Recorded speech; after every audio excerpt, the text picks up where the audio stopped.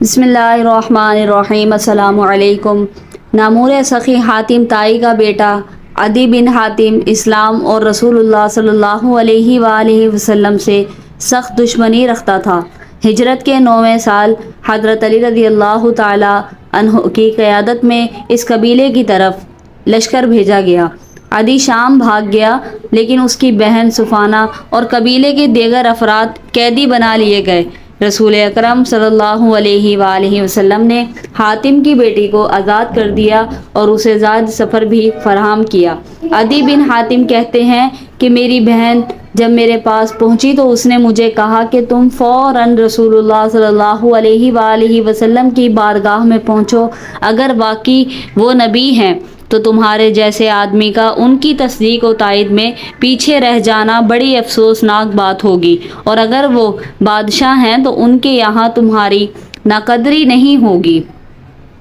عدی بن حاتم کہتے ہیں کہ پھر میں نے سفر کی تیاری کی اور رسول اللہ صلی اللہ علیہ وآلہ وسلم کی خدمت میں مدینہ منورہ پہنچا۔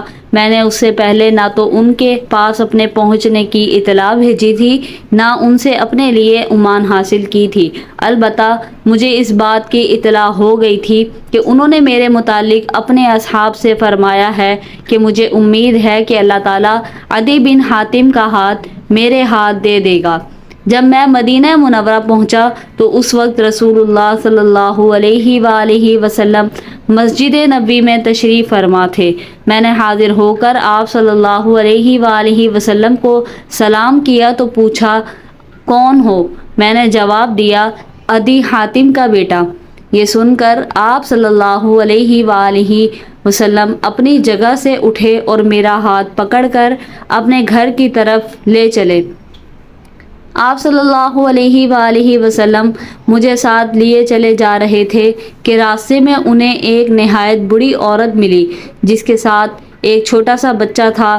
وہ آپ کو روک کر اپنی کسی ضرورت کے متعلق باتیں کرنے لگی۔ آپ ٹھہر کر پوری توجہ کے ساتھ اس کی باتیں سنتے رہے۔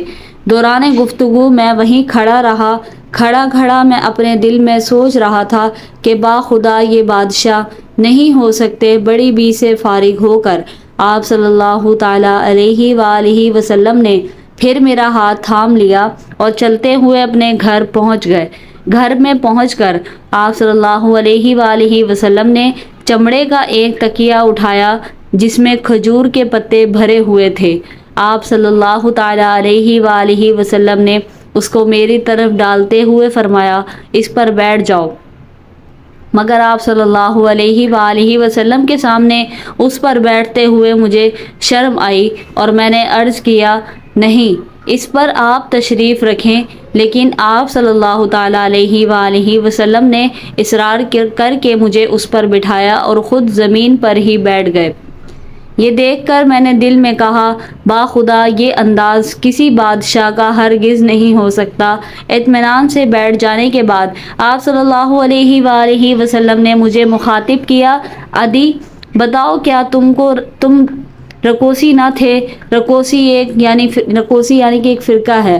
تم ایک ایسے دین کو اختیار کیے ہوئے نہ تھے جو نصرانیت اور صابئیت کے درمیان تھا؟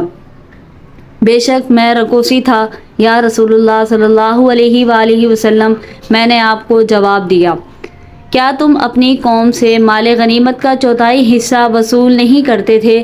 کیا تم ان سے وہ مال نہیں لیتے تھے جو تمہارے دین میں حلال نہیں ہے؟ آپ صلی اللہ علیہ وآلہ وسلم نے دوبارہ فرمایا ہاں یا رسول اللہ، میں ایسا کرتا تھا، اور اس وقت مجھے یقین ہو گیا کہ یہ نبی مرسل ہیں۔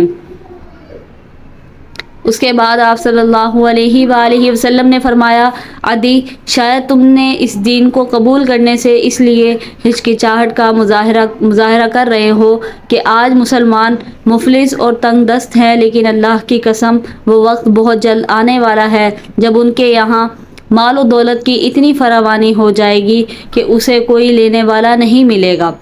یا شاید تم اس دین میں داخل ہونا اس لیے ناپسند کرتے ہو کہ آج مسلمانوں کی تعداد کم اور ان کے دشمنوں کی تعداد زیادہ ہے۔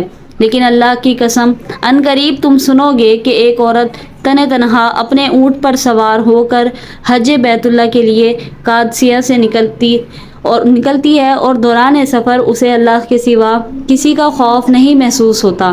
یہ شاید اس دین کو قبول کرنا تم کو اس لیے گوارا نہیں ہے کہ تم دیکھ رہے ہو کہ آج زمام حکومت یعنی اقتدار دوسروں کے ہاتھوں میں ہے اور مسلمان اس سے محروم ہیں، لیکن اللہ کی قسم تم جلد ہی سن لوگے کہ بابل کے سفید محلات مسلمانوں کے ہاتھوں فتح ہو گئے اور کسریٰ کے خزانے ان کے قبضے میں آ جائیں گے۔ میں نے حیرت سے پوچھا، کیا کسریٰ ابن ہرمز کے خزانے؟ آپ صلی اللہ علیہ وآلہ وسلم نے فرمایا، ہاں کسریٰ ابن ہرمز کے خزانے۔ میں اسی وقت کلمہ شہادت پڑھ کر دائرہ اسلام میں داخل ہو گیا۔ ناظرین، حضرت عدی بن حاتم رضی اللہ تعالی عنہ نے طویل عمر پائی۔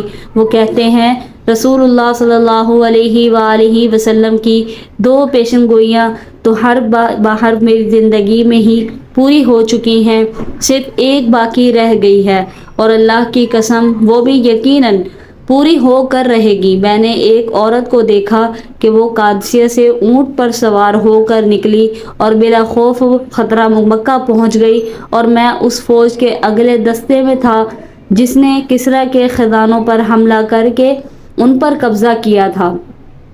میں اللہ کی قسم کھا کر کہتا ہوں کہ تیسری پیشن گوئی بھی ضرور پوری ہوگی۔ اللہ کی مشیت کے مطابق نبی کریم صلی اللہ علیہ وآلہ وسلم کی بات پوری ہوئی اور تیسری پیشن گوئی بھی حضرت عمر بن عبد العزیر رحمۃ اللہ علیہ کے دور خلافت میں پوری ہو گئی۔ اس وقت مسلمان مالی اعتبار سے اس قدر خوشحال ہو گئے تھے کہ خلیفہ کا منادی فقراء و مساکین کو زکوٰۃ کا مال لینے کے لیے پکارتا تھا، مگر کوئی اس کو لینے والا نہ تھا۔ اس طرح رسول اللہ صلی اللہ علیہ وآلہ وسلم کی بات صحیح اور عدی بن حاتم کی قسم پوری ہوئی۔ ویڈیو اچھی لگی ہو، معلوماتی لگی ہو سٹوری، تو لوگوں کے ساتھ آگے شیئر کریں صدقہ جاریہ کی نیت سے۔ اس سے ان کے علم میں اضافہ ہوگا اور آپ کو ثواب ملے گا۔ اسلامی واقعات، اسلامک سٹوریز، اسلامک ہسٹریز کے لیے ہمارے چینل کو سبسکرائب کر کے بیل نوٹیفیکیشن کو آل پر کر لیں تاکہ آپ کو اس طرح کی اسلامک ویڈیوز ہمارے چینل پر دیکھنے کو ملتی رہیں۔ اور چینل پر جتنے نیو آنے والے ممبر ہیں ان سے میری ریکویسٹ ہے کہ چینل کو لازمی سے سبسکرائب کر لیا کریں، اور ویڈیو اچھی لگے، انفارمیشن لگے، اس ویڈیو میں آپ کو کوئی انفارمیٹیو بات لگے یا ویڈیو اچھی لگے، واقعہ اچھا لگے، تو ویڈیو کو لازمی سے ایک لائک کر دیا کریں۔ شکریہ مجھے سننے کا۔ اللہ حافظ۔